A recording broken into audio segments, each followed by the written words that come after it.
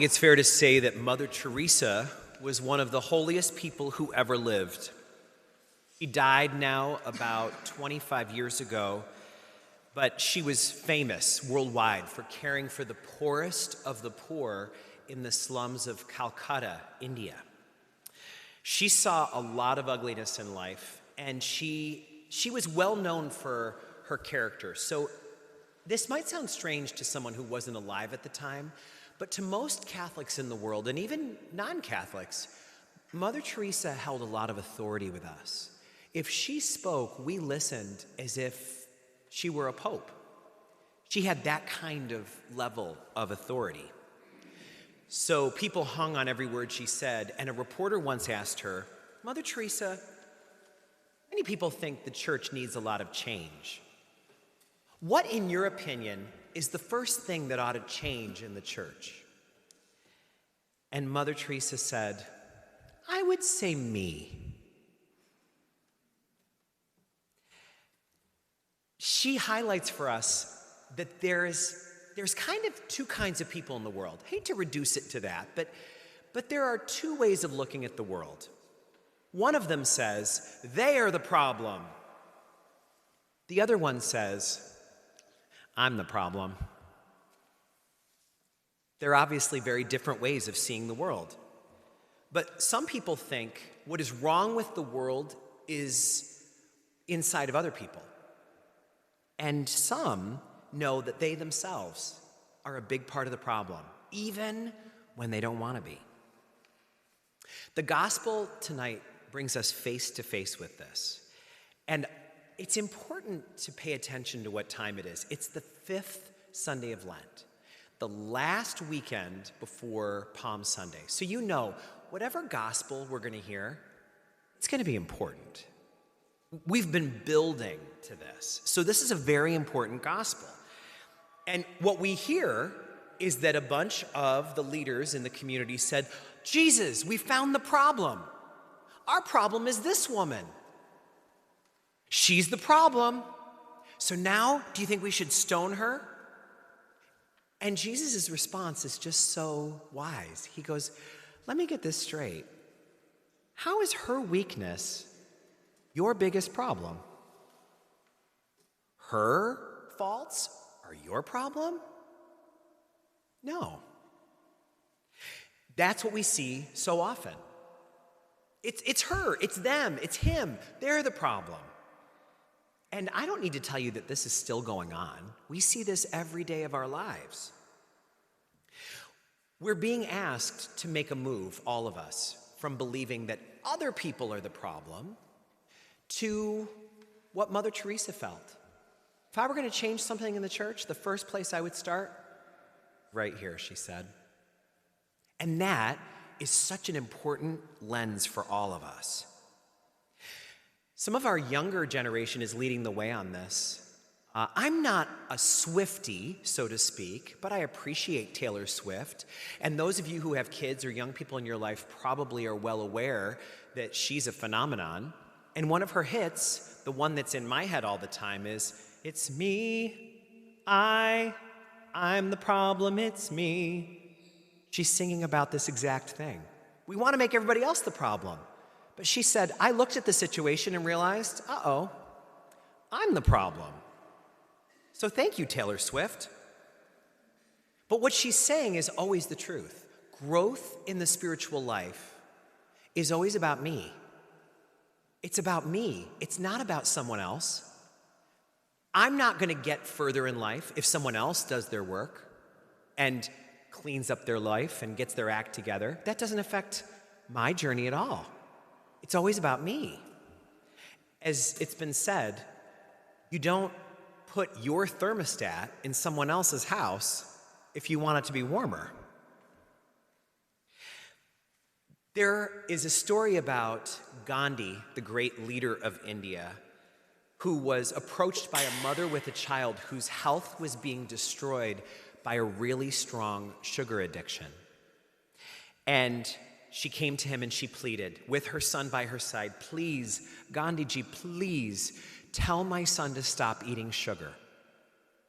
And Gandhi said, "Please come back in 1 month."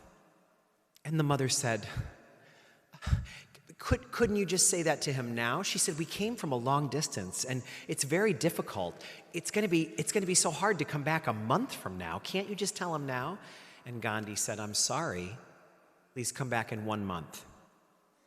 So she did. She brought her son back a month later, and Gandhi looked at him and said, stop eating sugar. And the mother said, why couldn't you have said that to him a month ago? And he said, because a month ago I was still eating sugar.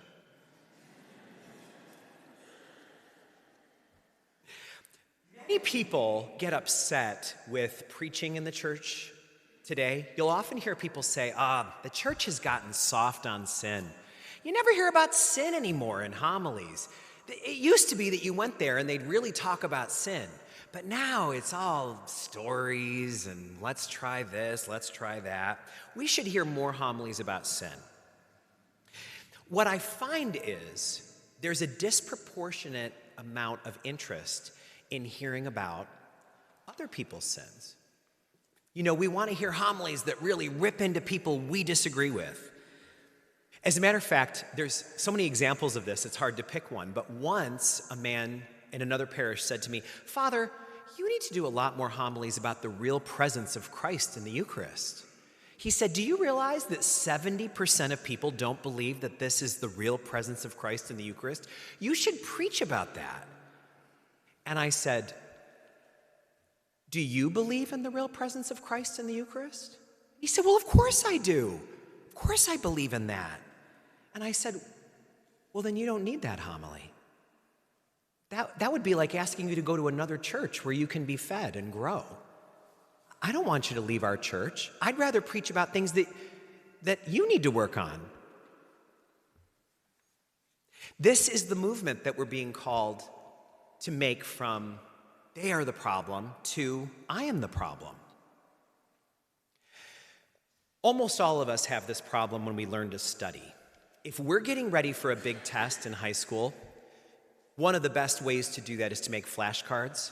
And we all have this same problem. We go through the flashcards, and some of them we know well. We know it without, as soon as we see it, we know the answer. And other ones we really are struggling with. But we find ourselves gravitating toward the cards that we know well. So we can go, yep, got that one, and got that one. But that's not how you study for a test. The cards that you already know, those need to be set aside. Those cards you've already mastered. Take the 70% of cards that you know and focus on the 30% that you don't. That's how you get ready for the test. But it doesn't feel good to do that. We'd much rather get comfortable with the 70% we do know than the 30% we don't. So this week, this gospel is asking us to make the shift. Holy Week is coming, and a question for us is, can we make the movement from they are the problem to I am the problem? Is there any chance we could take this brilliant teaching from Jesus who says, how about the one with no sin throws the first stone at this other person? And we hear that they all walk away, which is a great outcome. Because at least they had the humility to know, oh gosh, if the rule he's making is you can't have a sin to throw this stone, there's no way I could. They all walk away. But actually, where we're meant to grow to is one step beyond that. To where of all people, the woman is. Because she didn't walk away. She didn't try to run away. She stood there with Jesus and faced her sin. And because of her courage, he was able to say to her, has no one condemned you here? And she said, no, I can't believe it, but no. He said, good. I don't condemn you either. Go and don't sin anymore. That's how we know we've grown, is we stayed and faced it. And Jesus says, I feel like being in a merciful mood today, which if you notice, he always is. In the 12 steps, there is this phrase that is really helpful called taking our inventory. It's kind of like in a store. See what's on the shelves?